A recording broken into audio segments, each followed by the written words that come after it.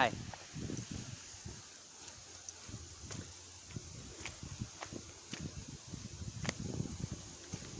Let's talk now about redefining what it means to be an expert or to be a master. Now, I'm not going to tell anyone what to believe, but I'll talk about how I define mastery or how I define experts.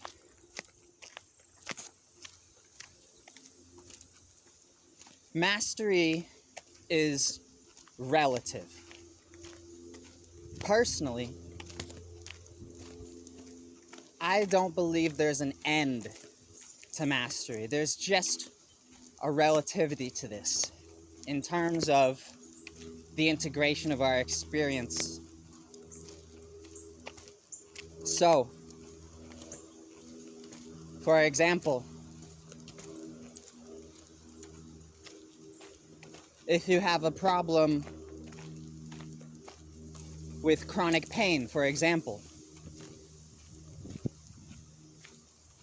I don't believe, in my own experience, it makes sense to go to someone with a bunch of degrees, but with no experience themselves with chronic pain. I believe it's a lot more helpful to find, let's say, 10 individuals who themselves have not just experienced chronic pain, but been able to make the appropriate changes in their life in order to get themselves through this, in order to be able to learn from this, to change this experience from something that's holding them back to something that's empowering them.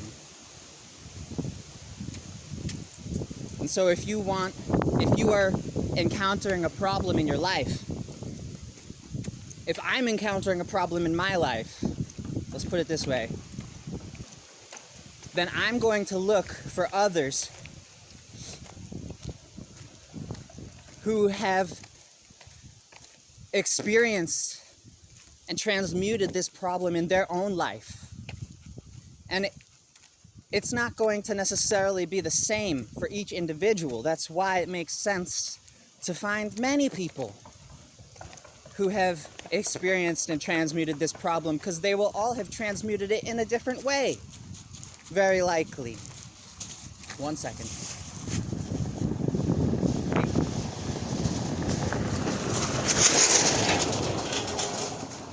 And because they've all have transmuted it in a different way, there will be things in their methodologies of how they did this that they're sharing with the world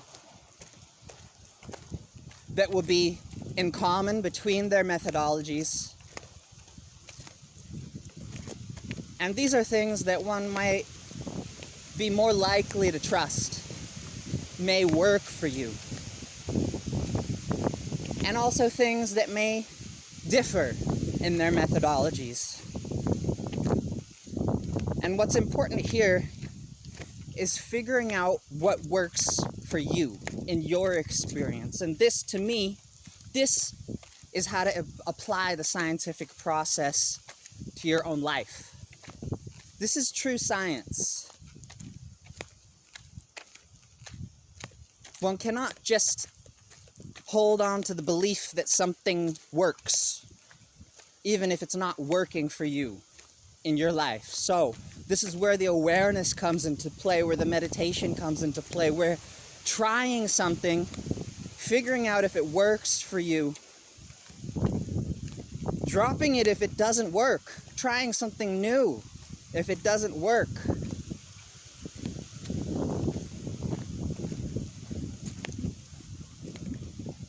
Comes into play. Applying the scientific process to your life. The subjective science and the objective science coming into one. We have to integrate these now. It's important so that we don't keep running around chasing our tails, believing in things.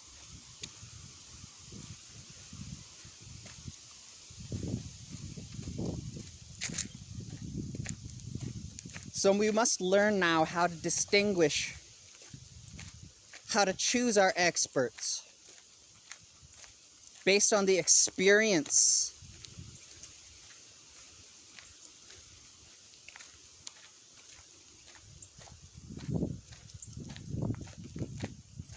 not based on collective belief.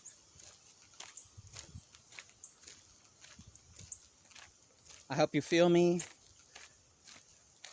I hope you understand what I am transmitting now. With love, namaste.